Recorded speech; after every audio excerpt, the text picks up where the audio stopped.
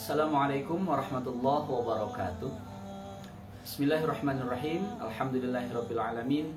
Assalatu wassalamu ala asyrafil anbiya'i wal mursalin wa ala alihi wa ashabihi ajma'in, amma ba'du. Sahabat yang dimuliakan Allah, alhamdulillah kita bisa bersua kembali dalam Dede Setia Official. Insyaallah saat ini akan menyampaikan tentang bagaimana pola pendidikan Rasulullah Sallallahu Alaihi Wasallam atau dakwah Rasulullah Sallallahu Alaihi Wasallam. Kalau kita melihat sejarah bagaimana perjuangan Rasulullah Sallallahu Alaihi Wasallam dalam mendidik umatnya, dalam menyampaikan risalah Allah Subhanahu Wa Taala, kita lihat dari sirah Nabi bahwa Rasulullah Sallallahu Alaihi Wasallam itu berdakwah di Mekah selama 13 tahun. Rasul berdakwah selama 13 tahun. Dan kemudian dilanjutkan dakwah di Madinah selama 10 tahun. Maka genaplah kalau kita jumlahkan Rasulullah berdakwah di Mekah dan periode Madinah adalah 23 tahun. Kalau kita lihat materi yang disampaikan oleh Rasulullah SAW dalam menyampaikan dakwahnya atau mendidik umatnya di Mekah itu tentang akidah. Coba bayangkan, 13 tahun Rasulullah berdakwah, mendidik umatnya, menyampaikan risalah tentang akidah. Apa itu akidah? Akidah adalah ilmu bagaimana supaya mengenal Allah, memahami siapa Allah, mencintai Allah dan rasa takut kepada Allah Subhanahu wa taala. Rasulullah menyampaikan materi tentang akidah ini begitu lama, 13 tahun. Dan alhasil pengikutnya itu sedikit. Rasulullah berdakwah selama 13 tahun, pengikutnya sedikit. Ini punya indikasi bahwa mendakwahkan, mengajarkan akidah itu lebih berat daripada mengajarkan ilmu-ilmu yang lainnya. Namun jika kita upayakan akidah ini kepada pendidikan dasar, ini akan luar biasa hasilnya. Sahabat yang dimuliakan Allah, kalau kita lihat pendidikan di kita, di Indonesia khususnya, pendidikan-pendidikan di sekolah kita, termasuk pendidikan di rumah oleh orang tuanya kepada anak-anaknya, nampaknya ini tidak mengikuti pola atau sunnah Rasulullah Sallallahu Alaihi Wasallam. Kenapa tidak? Coba kita lihat pendidikan dasar di kita dari mulai usia PAUD, di TK atau RA, atau bahkan di SD, itu yang paling dulu diajarkan itu bukan masalah akidah. Apa yang diajarkan? Itu masalah-masalah umum. Bukan tidak baik, karena ilmu sebetulnya, baik ilmu agama, dalam hal ini akidah atau akhlak yang lainnya, termasuk ilmu-ilmu umum, itu semuanya ilmu dari Allah dan semuanya penting dipelajari oleh anak-anak kita. Namun kalau kita ingin keberhasilan yang gemilang di masa yang akan datang bagi anak-anak kita, nampaknya yang harus kita kedepankan ilmu yang diajarkan kepada siswa-siswa di sekolah kita, santri-santri di masjid atau madrasah kita, anak-anak kita di rumah adalah masalah akidah. Bagaimana cara menanamkan akidah kepada anak-anak kita? Bagaimana caranya anak-anak kita mengenal Allah lebih dulu daripada mengenal yang lainnya? Bagaimana caranya anak-anak kita lebih meyakini dan mencintai bahkan takut kepada Allah lebih dulu daripada kepada yang lainnya? Sehingga yang tertanam dalam diri anak-anak kita, dalam diri kita, itu bukan takut kepada selain Allah, tapi kepada Allah. Saya mengajak kepada rekan-rekan seperjuangan dari kalangan guru, termasuk kepada pemerintahan, coba pendidikan di kita, di Indonesia khususnya, baik di tataran paling bawah, paling dasar, terutama di tingkat PAUD dan SD, upayakan dulukan pelajaran akidah kepada anak-anak kita. Perkenalkan Allah adalah Tuhannya.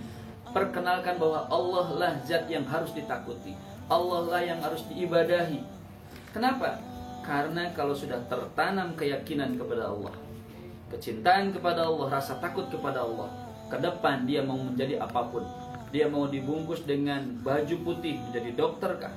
Dibungkus menjadi dengan baju coklat menjadi polisi kah? Atau dengan baju hijau yang loreng dengan TNI lah? Atau dia jadi pejabat-pejabat di atas? Ketika akidahnya sudah kuat, dia tidak akan melakukan hal-hal yang tidak disukai oleh Allah Subhanahu wa taala.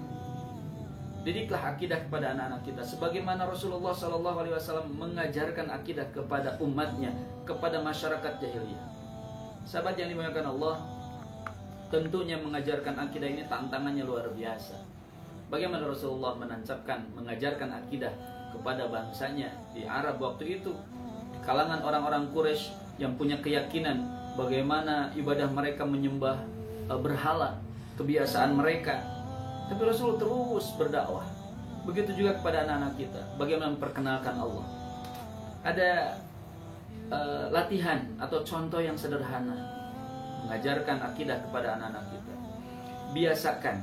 Biasakan apapun yang akan dilakukan oleh kita, oleh orang tua, oleh sahabat, terutama kepada anak-anak kita, ibu guru kepada anak didiknya di sekolah, ustadz kepada santrinya di madrasah, orang tua kepada anak-anaknya di rumah.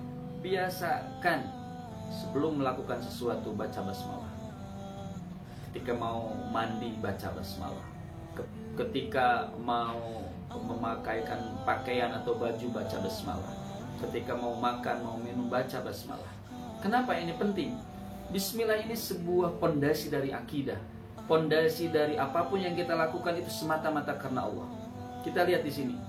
Bismillahirrahmanirrahim. Dengan menyebut nama Allah yang Maha Pengasih dan lagi Maha Penyayang. Ya Allah, aku mandi karenamu. Ya Allah, aku makan karenamu. Aku melakukan apapun karena Allah. Inilah yang diajarkan oleh Rasulullah SAW. Sehingga kalau apapun yang dilakukan oleh kita semata-mata karena Allah, insya Allah apapun yang akan terjadi pada diri kita, kita akan kembalikan kepada Allah SWT. Kalau seandainya pendidikan di kita di tingkat dasar itu sudah ditanamkan akidah, anak ketika duduk baca bismillah, ketika mau menulis baca bismillah, ketika selesai diakhiri dengan alhamdulillah, maka kita akan secara tidak langsung sudah mendidikan akidah kepada anak-anak kita.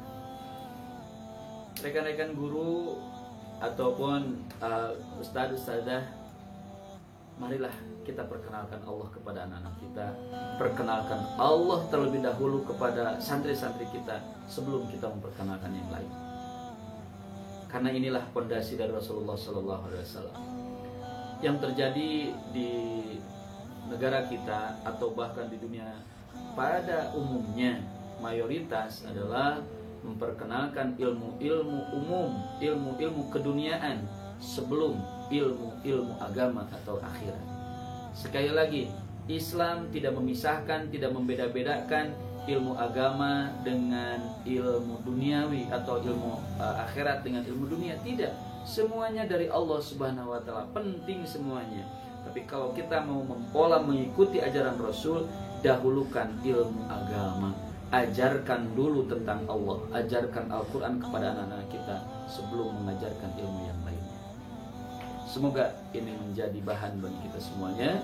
Dan marilah rekan-rekan guru dimanapun, apapun pelajaran yang diampu oleh sahabat-sahabat semuanya, mau mengajar bahasa Indonesia, matematika, bahasa Inggris, apapun itu silahkan, gak apa-apa. Semuanya ilmu dari Allah. Tapi di sela-sela pengajaran itu tanamkan akidah, perkenalkan Allah bahwa semuanya adalah milik Allah Subhanahu wa taala. Kita menginginkan generasi penerus setelah kita, termasuk kita sendiri, kita menginginkan Allah segala-galanya. Akidah yang paling kuat adalah akidah yang ditanamkan sejak dini. Ini sebagaimana istilah al-ilmu fis sighar kan naqsi 'alal hajar. Ketika ilmu di masa kecil ditanamkan, itu bagai melukis di atas batu. Wal ilmu fil kibar kan naqsi 'alal bahr. Sedangkan ilmu sudah tua itu bagaikan melukis di atas lautan. Apa artinya? Bahwa menanamkan akidah,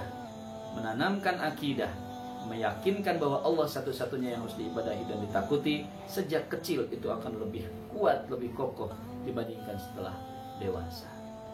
Namun demikian, walaupun usia kita sudah dewasa, sudah lanjut, tapi tetap belajar untuk memperdalam kepada Allah, belajar untuk meyakini bahwa Allah satu-satunya Tuhan kita itu harus tetap dipertahankan.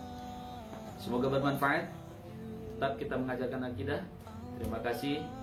Subhanakallahumma bihamdika asyhadu an la ilaha illa anta astaghfiruka wa atubu ilaik. Assalamualaikum warahmatullahi wabarakatuh.